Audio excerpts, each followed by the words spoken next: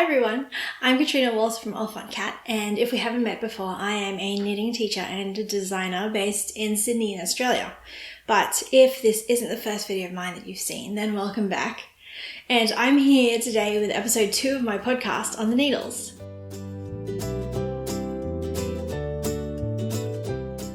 So before we begin, in the spirit of reconciliation, I'd like to acknowledge the traditional custodians of country throughout Australia and their connections to land, sea, and community.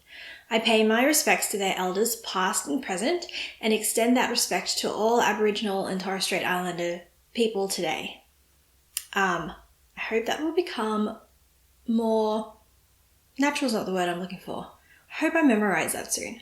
I'm guessing that by episode 50, I'll just memorize it and I can just say it.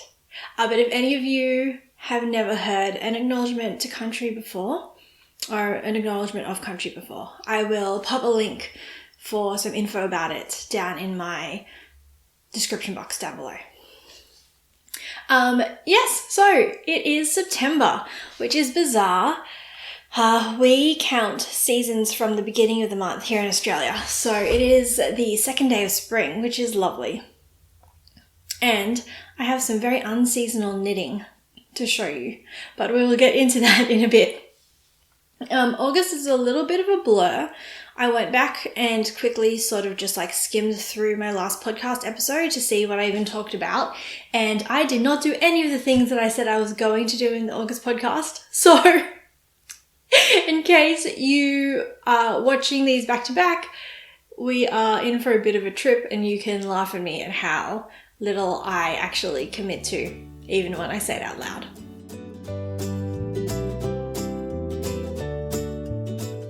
So the first section I have for you is called On the Needles, and it is all the actual knitting that I have going on. So all of the whips that I am working on and the finished objects that I did last month. So I actually have only one new thing to show you compared to last month. So first off, I am still working on the Travelling Bolero. So here we are. I think I am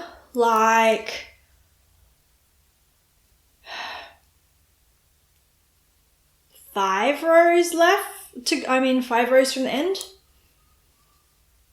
Not very far. I'm almost done with the little rectangle part. So here she is. I've just been slowly chipping away at it, partly because I am trying to film a tutorial video for it, and I'm still trying to decide what I actually need to film. So that's why I haven't made a lot of progress on it, because I'm sort of slowly working on it, but still trying to decide if I need to film myself actually knitting it. So it's just slowly going there. It's slowly chugging along. But I think that it'll be done pretty soon, because it is one of only 2 whips that I have on my needles right now. And yeah, I've gotten back down to 2 whips, which is nice. And if any of you weren't here last month, I will pop a picture of what this is going to look like on the screen, because I have actually made a first sample of this. It's just a little shrug that you can chuck on in the summer, and so I'm quite excited to get that going. And I've picked a date. It is going to come out on October 9th. I'm committing to it. You heard it here first. So if you are curious about how it's going and want to see progress on it over the course of the month, then come find me on Instagram. But also if you want updates on when it's actually going to be released and discount codes and stuff, all of the new releases that I do go out to my newsletter first. So there's a link down in the description box where you can sign up for that if you want to know when it's actually out. Well, be reminded when it's actually out and get emails and coupon codes and stuff. Alright, so the other whip that I've got at the moment, I did actually cast on my Carbeth jumper. And this is going to be a whole thing, so bear with me. So first off, here's my swatch. The colours came out beautifully together. I was a little skeptical, but I'll show you. So from here, it just looks like this nice grey colour. And then when you zoom in, It's just like lovely and speckled. I hope that's showing up on the camera okay. And so I am really delighted by the color combo in the end, and the little tweed flecks are really fun. But what was the other thing? Oh yeah, and also when I first knitted it up, it felt a little bit stiff and thick, but after I blocked it, it relaxed really nicely. But the swatch did grow a little bit, so I hit gauge after I blocked it. So I have to do a little bit of math. Basically, I just need to knit everything in the jumper a little bit shorter than it's meant to be because it stretches mostly vertically. But I was umming and ahhing about whether or not I should actually cast it on because, okay, here's the thing. When I first decided to make it, when I first popped it in my queue, I sort of like, I saw that it was 8-ply and I was like, cool, I can have a sort of lighter weight jumper that transitions from winter into spring and just wear like thicker layers under it in the winter. But it hadn't really clicked in my head that it's 8-ply held double, which is definitely not a spring thing. Oh my gosh, it's so thick. It's like so thick. And so I was umming and ahhing about whether or not I should actually cast it on. So I decided, I'm like, well, let's see what the weather is like, because I figured it would knit up quite quickly. And if I could get it done in a week or two, then I could just see the weather report and figure out what the weather was actually going to be like to see if I could wear it. So the day that I looked at the weather report, the next day was going to be 27 degrees, which, let me do some maths.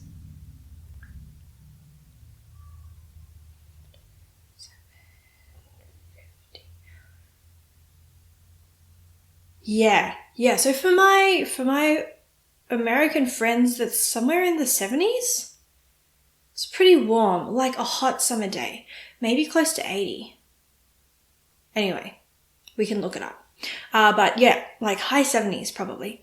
The day after that was going to be 13 degrees, which, so 27 to 13, that's like a 15-degree drop, which is a lot. Like a lot. And so I was like, okay, well, there goes that plan, because I can't even use the weather to decide whether or not I'm going to wear this jumper. Because yeah, that was weird. Like 27 is a warm summer's day, like genuinely a warm summer's day in Sydney. And 13 is like a cold winter's day. So I don't know what went on that week. So I decided to just stuff it and cast on anyway. So here I am. It came along quickly. So a couple of things. I know I said last week that, oh no, not last week, last month, that I try and cast on other people's patterns so I can relax and just follow the pattern. But what I didn't mention is that I am a serial pattern meddler. I cannot leave patterns well enough alone. So the way you're meant to construct a card method turns out. For one, when I first bought it, or just before I bought it, I thought that it was top down because, you know, it's a raglan. Who makes bottom up raglans? Well, Kate Davies apparently. So the way this is meant to work is you cast on at the bottom, you work your way up to the armholes, and at that point it's just a tube. And then you're meant to make the sleeves, and then you put all the stitches from the sleeves and then most of the stitches from the body and then the other stitches from the other sleeve onto one long circular, and then you do the whole top piece all the way up together until the neck, and then you're done. So I got to the top of the body, well, at least to the armpits here, and I just could not bring myself to break the yarn and cast on sleeves. I was just like, I'm not in the mood. I do not want to make a small tube right now. And the other thing is that because the gauge, like, because I know that it's going to grow lengthwise, I didn't want to make the sleeves bottom up because I don't know exactly how long I want to make them. So what I did instead was I cast on the number of stitches that you need for the sleeves as a provisional cast on, and then I just did the neckline shaping from there. So I think that's going to work. I can't imagine why it wouldn't work. I will probably be eating my words next podcast, so I will let you know. But yeah, the problem with this though is that now I have thoroughly stranded myself in Sleeve Island because, as you can see, I've finished the body and I have to pick up for the sleeves again, and I hate Sleeve Island. I get stuck really hard on it. So we'll see how we go. I normally knit sleeves 2 at a time, but I just can't, I don't know, I'm just not in the mood for it. So I think I'm going to mark the number of rows that I do as I work my way down, and then just try and do exactly the same number of rows on the other side. Because I normally do them 2 at a time, so they're the same length. Also, I then went ahead and tried it on, and I realized that I should have tried it on before I did the top decreasing. So I think this is the most motivated sweater, and I don't mean motivated as in like I really want to do it. I mean like this is the first time I've made a jumper where I really have like a specific purpose in mind for it. So I have a bunch of high-waisted skirts that I want to wear the jumper with because I find I don't really wear them in winter because I don't have any cropped jumpers that look good with them. So I wanted to make a crop jumper, and I went ahead and tried this on, and it is too long. So I really should have tried it on.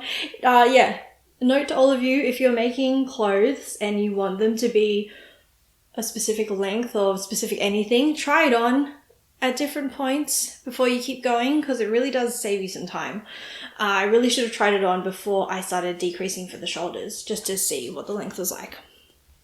So I am going to do a bit of surgery. I think I'm going to, this is the marker here where I want it to actually end. So I think I'm going to go up a little bit. Wait, no, that's not right. I think I'm going to cut it around here somewhere and then unravel this bottom bit and then either graft the ribbing onto the bottom, or to be honest, I'm just going to pick up and then, I'm just going to pick up the live stitches from when I undo it and then work my way back down. And then at least that way it'll be sort of top down, and so I can adjust the length as I go as well and try it on again. So we'll see how all that goes. I hate unraveling bottom up stuff, but this is what I get for not actually planning it out properly. So there's a lot going on with this jumper. What was meant to be simple and quick is turning out to be a bit of a process. But yes, we'll see how we go. I'll keep you updated. I should definitely have, like, as much as there's a lot going on with it, I do know how to do all the different bits and pieces, so I should hopefully have it done in the next week or so, and then maybe I'll get like one use out of it before it's way too hot. Okay, and then the last sort of whip that I have, this is a bit of a funny thing. So when I was making my big pink jumper and I was hunting around for all the yarn for it, I found this. So designing is weird. Sometimes you knit an entire jumper sleeve and then you have to figure out how to rip it off of the jumper because it's not working.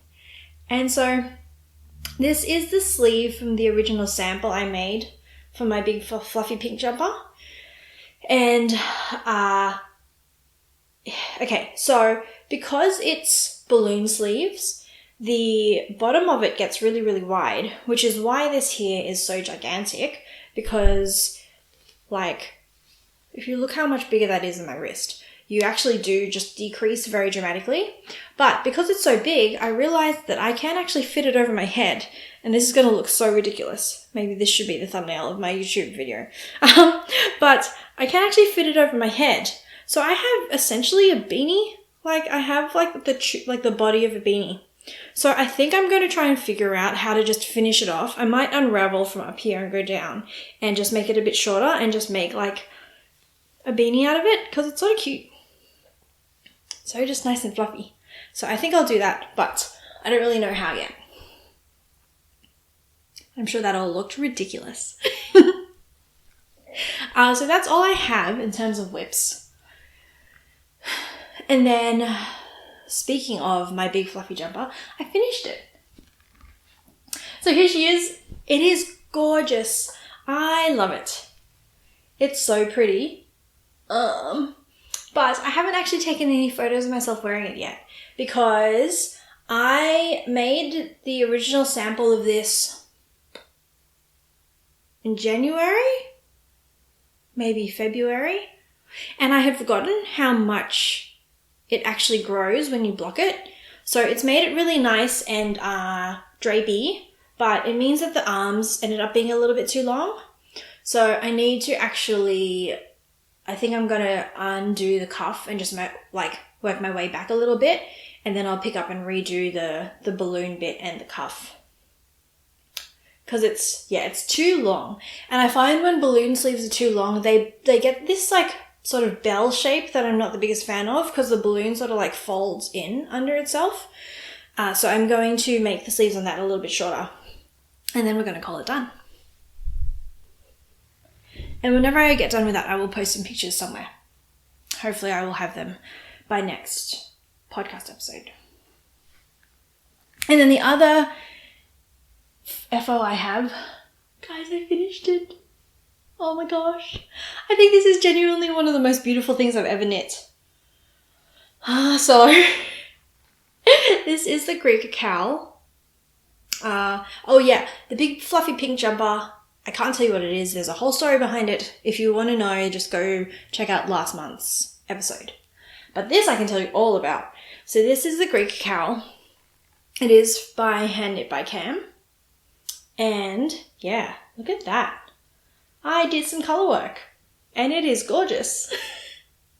The pattern, not my work so much. So I do still have some serious tension issues. This, if you look down here, the colour work is so much narrower than the stockinette bits, which is the main reason why I'm quite hesitant to make one of those like lovely colourwork jumpers that you see. Like I'd really, really like to make one, but the fact that my tension is so different is just freaking me out because I think that the jumper will just not fit right.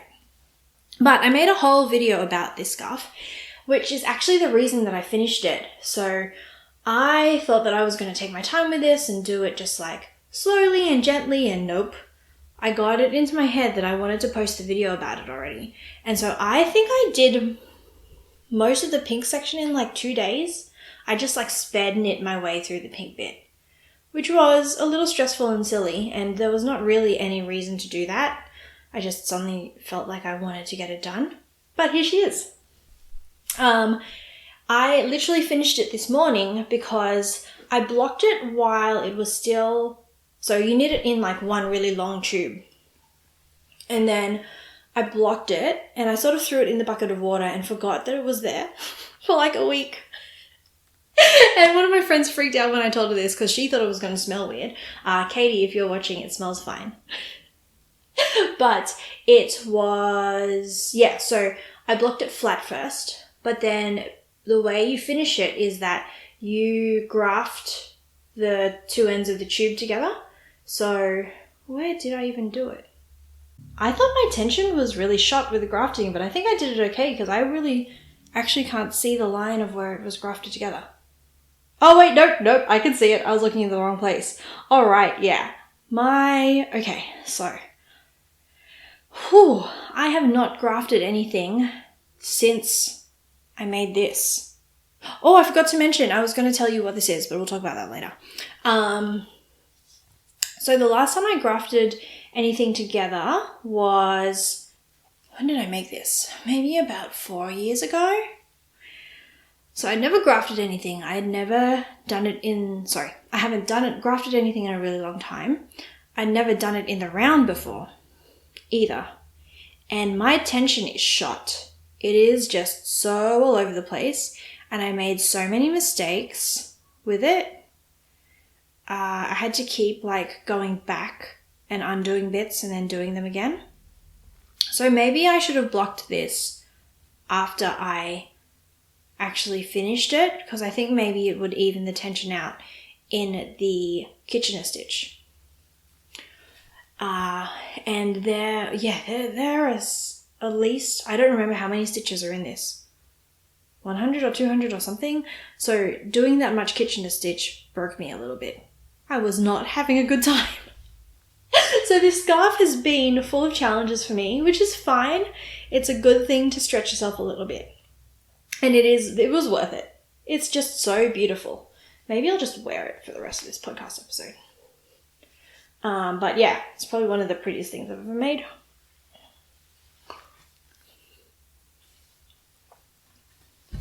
So that is the Greek cow. And if you want to see me limping my way through the colourwork sections, then I'll pop a link to the video that I made about it up here somewhere.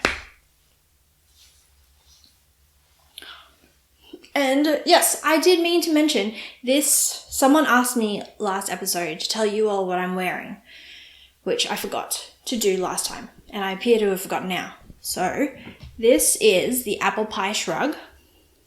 It's a pattern of mine that I think I released in 2017 or so, and it's genuinely one of the knits that I've gotten the most use out of, I think. So I just like having extra layers in the summer to throw on when you get sort of chilly, because I get chilly really easily. And so it's nice just having it to tote around. I wore it at the beach when we went up to Daydream Island last couple of months ago. And it's just because it's cotton, you can just throw it on and it doesn't matter if it gets wet and stuff, and I chuck it in the washing machine when it gets dirty. So if you are interested in seeing the pattern, I will pop a link down to that below as well.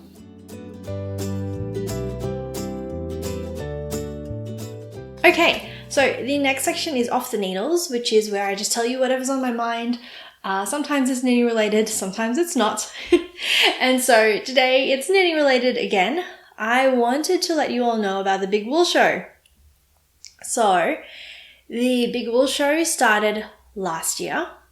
I think it was in response to the fact that the Bendigo Sheep and Wool show wasn't on because of COVID and stuff. I don't know if it was affiliated at all with the Bendigo Sheep and Wool show. Also, I don't even know if it's called the Bendigo Sheep and Wool show. Someone can correct me, but I'll look it up as well. But if you aren't in Australia, Bendigo is the Australian equivalent of Rhinebeck, if you've heard of Rhinebeck in the States before. It's just the big fibre festival here in Australia, and it's down in Victoria, which is not the state I live in. It's where Melbourne is.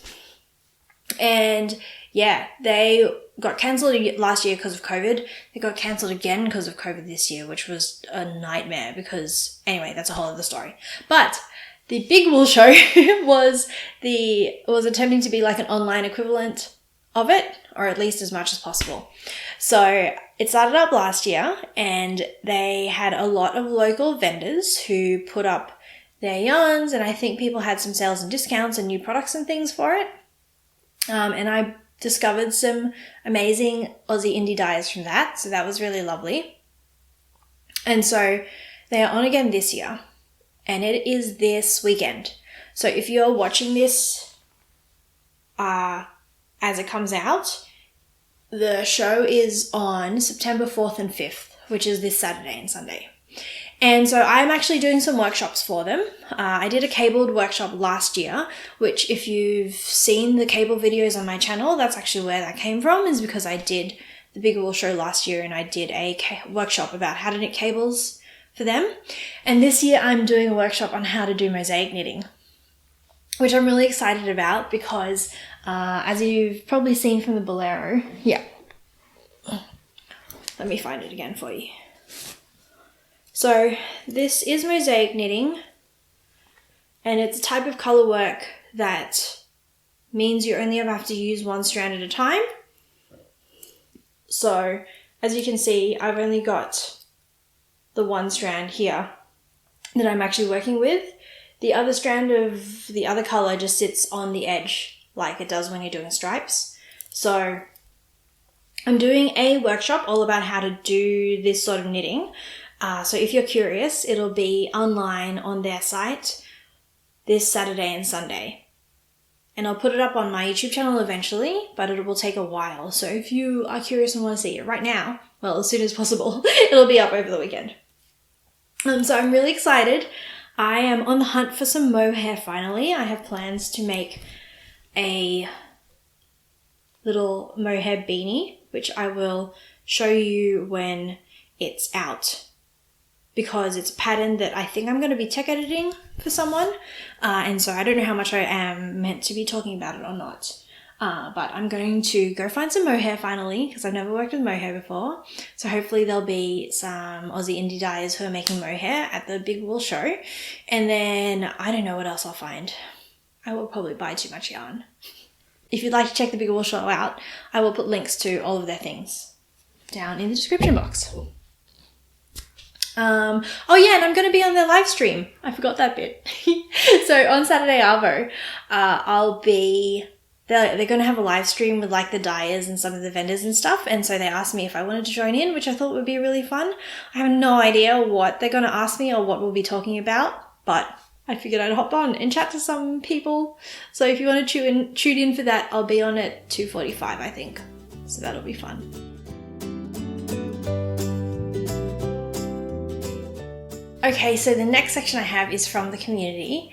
And normally I share projects that people have been making from my patterns, but there haven't been that many that I've seen in the last month. So if anyone is making anything out of my patterns, please tag me on Instagram or whatever so I can see your work, because I really do love seeing people's projects. So instead I thought this month I would share some other Aussie podcasters, because that seems sort of community oriented as well. And if you're watching this, I'm assuming you'll like watching these podcast channels as well. So the first one that I wanted to mention is Friday Knits. And so Phoebe is a designer based down in Melbourne, and she makes all these lovely trendy pieces. They're so like on point. I don't know, she has this fashion sense that I just can't get the hang of for myself, but all of her stuff is gorgeous. I've made one of her patterns before, but her actual YouTube channel is just so much fun. So she makes a lot of like project oriented videos showing you how she makes some of her designs and some other things. And she has some free patterns in her videos as well. And then, yeah, it's just general knitting stuff. I don't know, it's hard to describe, but go watch Phoebe's channel. It's a lot of fun. And then the second podcast I wanted to tell you about is Down Under Dyer. So Mel is my friend who I've mentioned a million times already. So she made this pink yarn and the neutral color here. And it's so lovely and soft. And she has a lot of different bases. She has some really chunky yarn that I am dying to try. I just haven't gotten around to it yet. It might have to wait till next winter. But yeah, she only started dyeing sometime in the last year, I think. And she started a podcast a couple of months ago. And yeah, she just goes through what she's knitting, and she knits the most gorgeous things. So definitely go check that out. She has a lot more patience than me. She knits like adult male garments, which I don't think that I would have the patience for. So she has a very lucky partner. He has an entire wardrobe of hand knits, and yeah, they're just really pretty. So go check Mel's channel out if you would like to see lots of garments and some socks and things, which are not things that I knit. And then the last one I wanted to mention is Jess Knits and Sews. She has literally only put out her first episode. So she was someone who I connected with on Instagram, and then she started a podcast, which is really exciting. She's also down in Melbourne, and her first episode is all of the jumpers that she's knit, and oh my gosh, they are so pretty. I just cannot okay, I want to make a colourwork jumper one day. One of these days, I really, really do want to make a colourwork jumper. I am just freaked out by, I just it's going to take me a little while to regroup and try doing colourwork again. Because it's just not my jam. But Jess's jumpers, oh my gosh. Yeah. It sounds like she only started sort of recently knitting, or she only picked it up again recently. Jess, you can correct me if I'm wrong, if you're watching this. But she just has this this stack of really pretty colourwork things that I just don't know how she did or how she has the patience for it. So go check Jess out and go give her some love, because she's only just started out. And so it's going to be a lot of fun watching her journey, I think, through this whole, knitting thing.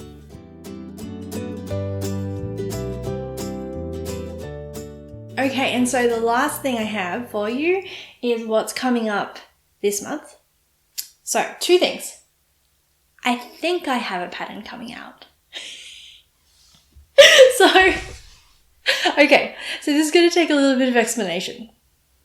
When you design and you release patterns, you can either publish them yourself on just, pop them out on Ravelry or Etsy or whatever, or you can work with a third party.